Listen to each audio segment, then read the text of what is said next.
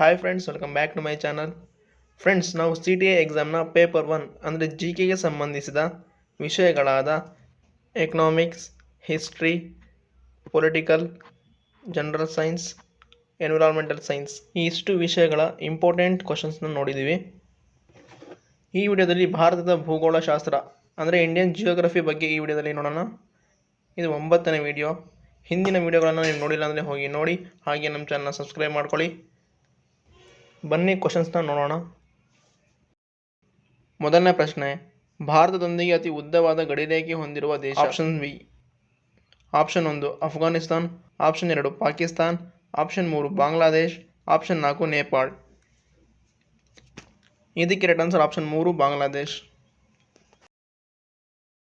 ನೋಡಿ, ಭಾರತವು 7 ದೇಶಗಳೊಂದಿಗೆ ತನ್ನ ಭೂಗಡಿಯನ್ನು ಹಂಚಿಕೊಂಡಿದೆ.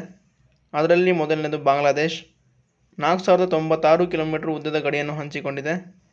ಭಾರತದೊಂದಿಗೆ ಅತಿ ಉದ್ದವಾದ ಗಡಿಯನ್ನು ಹೊಂದಿರುವ ದೇಶ. ಬಾಂಗ್ಲಾದೇಶದೊಂದಿಗೆ ಗಡಿ ಹಂಚಿಕೊಂಡಿರುವ ಭಾರತದ ರಾಜ್ಯಗಳು ಪಶ್ಚಿಮ ಬಂಗಾಳ, ಮೇಘಾಲಯ, ಅಸ್ಸಾಂ, ತ್ರಿಪುರಾ, ಮಿಜೋರಾಂ. ನೆಕ್ಸ್ಟ್ ಎರಡನೇ ದೇಶ ಚೀನಾ. ಚೀನಾವು ಭಾರತದೊಂದಿಗೆ 3917 ಕಿಲೋಮೀಟರ್ ಗಡಿರೇಖೆಯನ್ನು ಹೊಂದಿದೆ. ಚೀನಾ ಮತ್ತು ಭಾರತವನ್ನು ವಿಭಾಗಿಸುವ ರೇಖೆ ಮ್ಯಾಕ್ಮೋಹನ್ ಗಡಿರೇಖೆ. ಚೀನಾದೊಂದಿಗೆ ಗಡಿ ಹಂಚಿಕೊಂಡಿರುವ ಭಾರತದ ರಾಜ್ಯಗಳು ಲಡಾಖ್, ಹಿಮಾಚಲ್ ಪ್ರದೇಶ್, ಉತ್ತರಾಖಂಡ್, ಸಿಕ್ಕಿಂ, ಅರುಣಾಚಲ ಪ್ರದೇಶ್. ನೆಕ್ಸ್ಟ್ ಪಾಕಿಸ್ತಾನ್. ಪಾಕಿಸ್ತಾನ್ ಭಾರತದೊಂದಿಗೆ 3310 ಕಿಲೋಮೀಟರ್ ಗಡಿರೇಖೆಯನ್ನು ಹೊಂದಿದೆ. ಪಾಕಿಸ್ತಾನ ಮತ್ತು ಭಾರತವನ್ನು ವಿಭಾಗಿಸುವ ರೇಖೆ ರ್ಯಾಟ್ಕ್ಲಿಫ್ ಗಡಿರೇಖೆ. ಹಾಗೆ ಪಾಕಿಸ್ತಾನದೊಂದಿಗೆ ಗಡಿ ಹಂಚಿಕೊಂಡಿರುವ ಭಾರತದ ರಾಜ್ಯಗಳು ಜಮ್ಮು ಮತ್ತು ಕಾಶ್ಮೀರ್, ಲಡಾಖ್, ಪಂಜಾಬ್, ರಾಜಸ್ಥಾನ್, ಗುಜರಾತ್. ನೆಕ್ಸ್ಟ್ ನೇಪಾಳ. ನೇಪಾಳವು ಭಾರತದೊಂದಿಗೆ 1752 ಕಿಲೋಮೀಟರ್ ಗಡಿರೇಖೆಯನ್ನು ಹೊಂದಿದೆ. ನೇಪಾಳದ ಗಡಿಯಲ್ಲಿರುವ ಭಾರತದ ರಾಜ್ಯಗಳು ಉತ್ತರಾಖಂಡ್, ಉತ್ತರ ಪ್ರದೇಶ್, ಬಿಹಾರ್, ಸಿಕ್ಕಿಂ, ಪಶ್ಚಿಮ ಬಂಗಾಳ. ನೆಕ್ಸ್ಟ್ ಐದನೇ ದೇಶ ಮಯನ್ಮಾರ್. ಮಯನ್ಮಾರ್ ಭಾರತದೊಂದಿಗೆ 1458 ಕಿಲೋಮೀಟರ್ ಗಡಿರೇಖೆಯನ್ನು ಹೊಂದಿದೆ. ಭಾರತ ಮತ್ತು ಮಯನ್ಮಾರನ್ನು ವಿಭಾಗಿಸುವ ರೇಖೆ ಇರವಾಡಿ ಮತ್ತು ಬ್ರಹ್ಮಪುತ್ರ ಗಡಿರೇಖೆ. ಮಯನ್ಮಾರಿನೊಂದಿಗೆ ಗಡಿ ಹಂಚಿಕೊಂಡಿರುವ ಭಾರತದ ರಾಜ್ಯಗಳು ಅರುಣಾಚಲ ಪ್ರದೇಶ್, ನಾಗಾಲ್ಯಾಂಡ್, ಮಣಿಪುರ, ಮಿಜೋರಾಂ. ನೆಕ್ಸ್ಟ್ ಭೂತಾನ್. ಭೂತಾನ್ ಭಾರತದೊಂದಿಗೆ 587 ಕಿಲೋಮೀಟರ್ ಗಡಿರೇಖೆಯನ್ನು ಹೊಂದಿದೆ. ಭೂತಾನ್ನೊಂದಿಗೆ ಗಡಿರೇಖೆ ಹಂಚಿಕೊಂಡಿರುವ ಭಾರತದ ರಾಜ್ಯಗಳು ಸಿಕ್ಕಿಂ, ಪಶ್ಚಿಮ ಬಂಗಾಳ, ಅಸ್ಸಾಂ, ಅರುಣಾಚಲ ಪ್ರದೇಶ್. ಇದಿಷ್ಟು ರಾಜ್ಯಗಳು ಭೂತಾನ್ನೊಂದಿಗೆ ಗಡಿ ಹಂಚಿಕೊಂಡಿವೆ. ನೆಕ್ಸ್ಟ್ ಏಳನೇ ದೇಶ ಅಫ್ಘಾನಿಸ್ತಾನ್. ಅಫ್ಘಾನಿಸ್ತಾನ್ ಭಾರತದೊಂದಿಗೆ 80 ಕಿಲೋಮೀಟರ್ ಉದ್ದದ ಗಡಿರೇಖೆಯನ್ನು ಹೊಂದಿದೆ. ಭಾರತದೊಂದಿಗೆ ಅತಿ ಕಡಿಮೆ ಗಡಿರೇಖೆಯನ್ನು ಹೊಂದಿರುವ ದೇಶ ಅಫ್ಘಾನಿಸ್ತಾನ್. ಭಾರತ ಮತ್ತು ಅಫ್ಘಾನಿಸ್ತಾನನ್ನು ವಿಭಾಗಿಸುವ ರೇಖೆ ಡ್ಯುರಾಂಡ್ ರೇಖೆ. ಅಫ್ಘಾನಿನೊಂದಿಗೆ ಭಾರತದ ಲಡಾಖ್ ಕೇಂದ್ರಾಡಳಿತ ಪ್ರದೇಶ ತನ್ನ ಗಡಿಯನ್ನು ಹಂಚಿಕೊಂಡಿದೆ. ನೋಡಿ, ಇದ್ರ ಮೇಲೆ ಕ್ವಶನ್ ಕೇಳ್ತಾರೆ, ಪಾಕಿಸ್ತಾನದೊಂದಿಗೆ ಗಡಿ ಹಂಚಿಕೊಂಡಿರುವ ಭಾರತದ ರಾಜ್ಯಗಳು ಈ ಕೆಳಗಿನವುಗಳು ಯಾವುದಲ್ಲ ಅಂತ ಕೇಳ್ತಾರೆ. ಆವಾಗ ನಿಮ್ಗೆ ಇದು ಗೊತ್ತಿರಬೇಕಾಗತ್ತೆ. ಸೊ ಸರಿಯಾಗಿ ನೋಡ್ಕೊಳ್ಳಿ.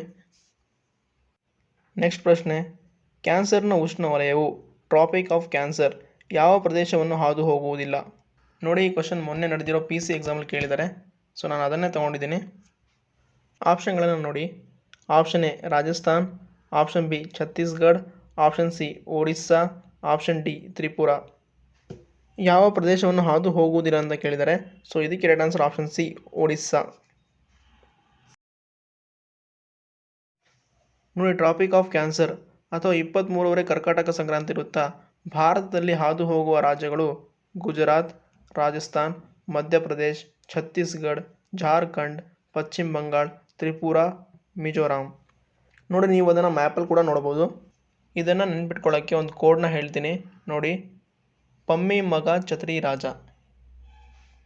ನೋಡಿ, ಪಶ್ಚಿಮ ಬಂಗಾಳ, ಮಿಜೋರಾಂ, ಮಧ್ಯಪ್ರದೇಶ್, ಗುಜರಾತ್, ಛತ್ತೀಸ್ಗಢ, ತ್ರಿಪುರಾ, ರಾಜಸ್ಥಾನ್, ಜಾರ್ಖಂಡ್. ಹೇಗಿದೆ ಈ ಕೋಡ್? ಮತ್ತು ಯಾರಾದರೂ ಪಮ್ಮಿ ಗಿಮ್ಮಿ ಅಂತ ಹೆಸರಿರೋರು ಬೇಜಾರು ಮಾಡ್ಕೊಬೇಡಿ. ಈ ಕೋಡ್ನ ನೆನ್ಪಿಟ್ಕೊಳ್ಳಿ, ಆಗ ನಿಮಗೆಲ್ಲ ರಾಜ್ಯಗಳು ಗೊತ್ತಾಗತ್ತೆ. ನೆಕ್ಸ್ಟ್ ಪ್ರಶ್ನೆ, ಭಾರತದ ಈ ಕೆಳಗಿನ ಯಾವ 2 ರಾಜ್ಯಗಳು ಕಲ್ಲಿದ್ದಲನ್ನು ಹೆಚ್ಚಾಗಿ ಉತ್ಪಾದಿಸುವ ರಾಜ್ಯಗಳಾಗಿವೆ? ಆಪ್ಷನ್ 1 ಜಾರ್ಖಂಡ್ ಮತ್ತು ಛತ್ತೀಸ್ಗಢ, ಆಪ್ಷನ್ 2 ಮಧ್ಯಪ್ರದೇಶ್ ಮತ್ತು ಒರಿಸ್ಸಾ, ಆಪ್ಷನ್ 3 ಬಿಹಾರ್ ಮತ್ತು ಪಶ್ಚಿಮ ಬಂಗಾಳ, ಆಪ್ಷನ್ 4 ಆಂಧ್ರ ಪ್ರದೇಶ್ ಮತ್ತು ಛತ್ತೀಸ್ಗಢ. ಇದಕ್ಕೆ ರೈಟ್ ಆನ್ಸರ್ ಆಪ್ಷನ್ 1 ಜಾರ್ಖಂಡ್ ಮತ್ತು ಛತ್ತೀಸ್ಗಢ ಸರಿಯಾದ ಉತ್ತರ. ನೋಡಿ, ಕಲ್ಲಿದ್ದಲು ಬಗ್ಗೆ ನೋಡೋದಾದರೆ ಇಂಗಾಲದ ಬಹುರೂಪಗಳಲ್ಲಿ ಒಂದಾದ ಕಲ್ಲಿದ್ದಲು, ಇದನ್ನು ಕಪ್ಪು ವಜ್ರ ಅಂತ ಕರೀತಾರೆ. ಕಲ್ಲಿದ್ದಲಿನ ವಿಧಗಳು ಆಂಥ್ರಸೈಡ್, ಬಿಟುಮಿನಸ್, ಲಿಗ್ನೈಟ್, ಪೀಟ್. ಆಂಥ್ರಸೈಡ್ ಇದು ಅತ್ಯಧಿಕ ದರ್ಜೆಯ ಕಲ್ಲಿದ್ದಲಾಗಿದೆ. ಇದರಲ್ಲಿ 92% 98% ಇಂಗಾಲದ ಅಂಶವಿರುತ್ತದೆ. ಆದ್ದರಿಂದ ಆಂಥ್ರಸೈಡ್ ಉತ್ತಮ ದರ್ಜೆಯ ಕಲ್ಲಿದ್ದಲಾಗಿದೆ. Next bituminous. ಭಾರತದಲ್ಲಿ ಅತ್ಯಧಿಕ ಕಂಡುಬರುವ ಕಲ್ಲಿದ್ದಲು ಯಾವುದು ಅಂತ ಕೇಳಿದರೆ ಅದು ಬಿಟುಮಿನಸ್. Next lignite. ನೋಡಿ, ಲಿಗ್ನೈಟ್ ಅಂದರೆ ಮರ ಎಂದರ್ಥ. ಮರದ ರಚನೆ ಮತ್ತು ಸಂಯೋಜನೆಯನ್ನು ಹೊಂದಿದ್ದು ಇದು ಕಂದು ಬಣ್ಣದಲ್ಲಿರುತ್ತೆ. Next feet. ಇದು ಅತಿ ಕೆಳ ದರ್ಜೆಯ ಕಲ್ಲಿದ್ದಲಾಗಿದ್ದು ಇದು ಕೂಡ ಕಂದು ಬಣ್ಣದಲ್ಲಿರುತ್ತೆ. ಭಾರತದಲ್ಲಿ ಕಲ್ಲಿದ್ದಲ ನಿಕ್ಷೇಪ ಹೆಚ್ಚಾಗಿ ಕಂಡುಬರುವ ರಾಜ್ಯಗಳು ಜಾರ್ಖಂಡ್, ಛತ್ತೀಸ್ಗಢ, ಒಡಿಸ್ಸಾ, ಮಹಾರಾಷ್ಟ್ರ, ಮಧ್ಯಪ್ರದೇಶ್, ತೆಲಂಗಾಣ ಮತ್ತು ಪಶ್ಚಿಮ ಬಂಗಾಳ. ಇವುಗಳನ್ನ ನೆನ್ಪಿಟ್ಕೊಳ್ಳಿ. ನೆಕ್ಸ್ಟ್ ಪ್ರಶ್ನೆ, ಖಾಸಿ ಮತ್ತು ಗಾರೋ ಬುಡಕಟ್ಟಿನ ಜನರು ಯಾವ ಪ್ರದೇಶದಲ್ಲಿ ಕಂಡುಬರುತ್ತಾರೆ? Option 1 Assam, option 2 Manipur, option 3 Orissa, option 4 Meghalaya. ಇದಕ್ಕೆ ರೈಟ್ ಆನ್ಸರ್ ಆಪ್ಷನ್ 4 ಮೇಘಾಲಯ. ಭಾರತದ ಬುಡಕಟ್ಟು ಜನಾಂಗದವರು. ನೋಡಿ, ಭಾರತದ ಬುಡಕಟ್ಟು ಜನಾಂಗರು ಯಾವ ಬುಡಕಟ್ಟು ಯಾವ ಪ್ರದೇಶದಲ್ಲಿ ಕಂಡು ಬರ್ತಾರೆ ಅಂತ ಕೊಟ್ಟಿದ್ದೀನಿ. ಇದನ್ನು ಸರಿಯಾಗಿ ನೋಡ್ಕೊಳ್ಳಿ. ಹಾಗೆ ನಾನು ಇದರ PDF-ನ ನನ್ನ ಟೆಲಿಗ್ರಾಮ್ ಚಾನಲ್ನಲ್ಲಿ ಪ್ರೊವೈಡ್ ಮಾಡ್ತೀನಿ. ನೆಕ್ಸ್ಟ್ ಪ್ರಶ್ನೆ, ಈ ಕೆಳಗಿನವುಗಳಲ್ಲಿ ಯಾವ ನದಿಗಳು ಮುಖ್ಯವಾಗಿ ಪಶ್ಚಿಮಕ್ಕೆ ಹರಿಯುವ ನದಿಗಳಾಗಿವೆ? Option 1 Kaveri, Netravati, Bhima, Krishna. Option 2 Kali, Netravati, Aghanashi, Sharavati. Option 3 Krishna, Kaveri, Tungabhadra, Godavari. Option 4 Krishna, Bedti, Netravati, Sharavati. ನೋಡಿ, ಇವೆಲ್ಲ ಕರ್ನಾಟಕದಲ್ಲಿ ಹರಿಯುವ ನದಿಗಳು. ಕರ್ನಾಟಕದಲ್ಲಿ ಪಶ್ಚಿಮಕ್ಕೆ ಹರಿಯುವ ನದಿಗಳು ಯಾವು ಅಂತ ಕೇಳಿದ್ದಾರೆ. ಸೊ ಇದಕ್ಕೆ right answer option 2 Kali, Netravati, Aghanashi, Sharavati ಸರಿಯಾದ ಉತ್ತರ. ನೋಡಿ, ಕರ್ನಾಟಕದ ನದಿ ವ್ಯವಸ್ಥೆ. ಪೂರ್ವಕ್ಕೆ ಹರಿಯುವ ನದಿಗಳು ಮಜೂರ, ಕಾರಂಜ್ ನದಿ, ಕೃಷ್ಣಾ ನದಿ, ಭೀಮಾ ನದಿ, ಘಟಪ್ರಭಾ, ಮಲಪ್ರಭಾ, ತುಂಗಭದ್ರಾ, ವೇದಾವತಿ, ಕಾವೇರಿ. ಇವಷ್ಟು ಪೂರ್ವಕ್ಕೆ ಹರಿಯುವ ನದಿಗಳು. ಪಶ್ಚಿಮಕ್ಕೆ ಹರಿಯುವ ನದಿಗಳು ಕಾಳಿ ನದಿ, ಶರಾವತಿ, ನೇತ್ರಾವತಿ, ಬೇಡ್ತಿ, ಗುರುಪುರ ನದಿ, ಅಘನಾಶಿ, ವರಾಹಿ, ಹಾಲಾಡಿ.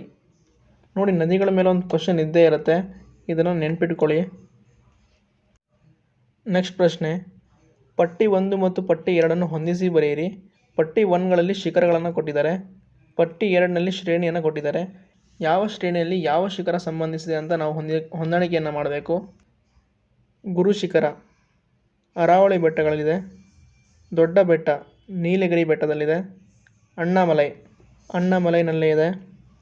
ಧೂಪ್ಗರ್ ಇದು ಸಾತ್ಪುರ್ ಪರ್ವತ ಶ್ರೇಣಿಯಲ್ಲಿದೆ.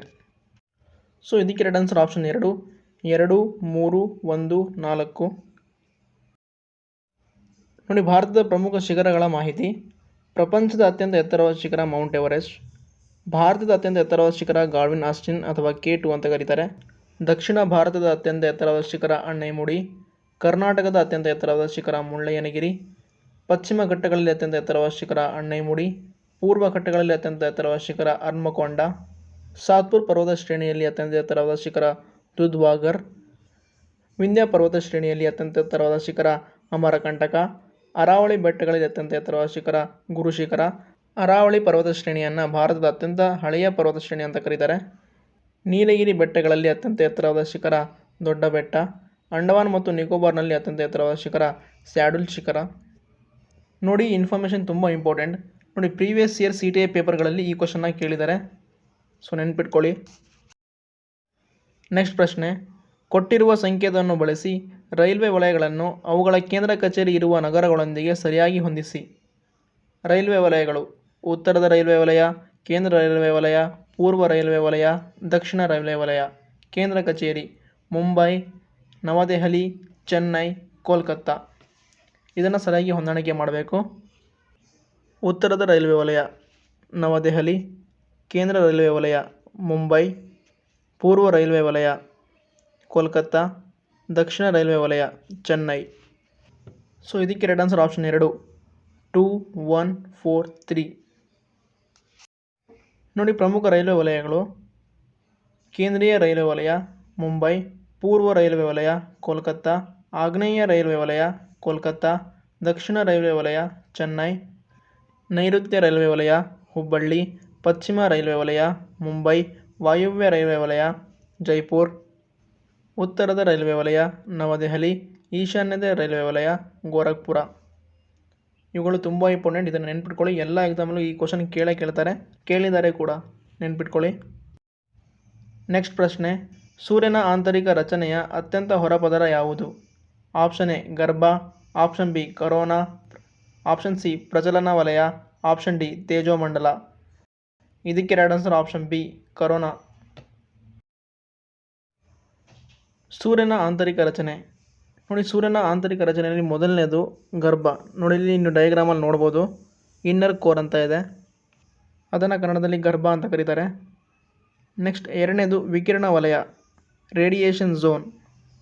ನಂತರ ಪ್ರಚಲನ ವಲಯ, ಕನ್ವೆನ್ಷನ್ ಝೋನ್. ನಂತರ ತೇಜೋಮಂಡಲ, ಪ್ರೋಟೋಸ್ಪಿಯರ್. ನಂತರ ವರ್ಣಮಂಡಲ, ಕ್ರೋಮೋಸ್ಪಿಯರ್. ನಂತರ ಕರೋನಾ.